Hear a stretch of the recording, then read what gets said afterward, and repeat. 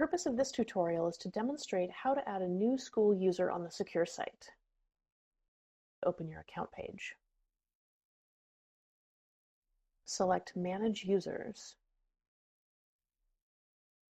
After reviewing and accepting the user administrator terms, you'll be directed to the list of all school users and contacts at your institution. Here, you can either view or manage an existing user's access, or you can add a new user. To add a new user, select Create New User at the bottom right. Here, you'll enter the new user's name and contact information. Once you're done, select Submit. You'll see a message when the record has been saved.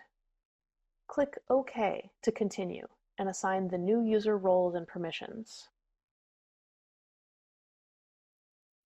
Here you can select what your new user can query.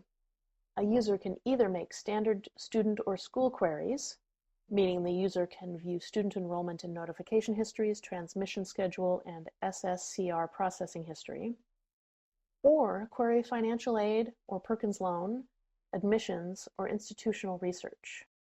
Selecting the link shown here opens a text box stating what the query permissions allow.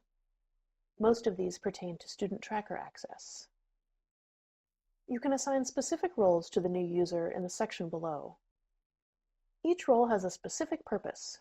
Some may be limited to a specific job title or number of users. Simply hover your mouse over a role name to see its description. Roles displayed in italics require the user to have access to the Clearinghouse secure site. You must assign a web ID in order to give the user web access. The web ID is limited to 9 characters. If the username you've chosen is already in use, you'll see this error message. Username already exists, please choose another. Once you are done, select Submit at the bottom of the page. You'll get confirmation that your record has been saved successfully. Your new user is now active.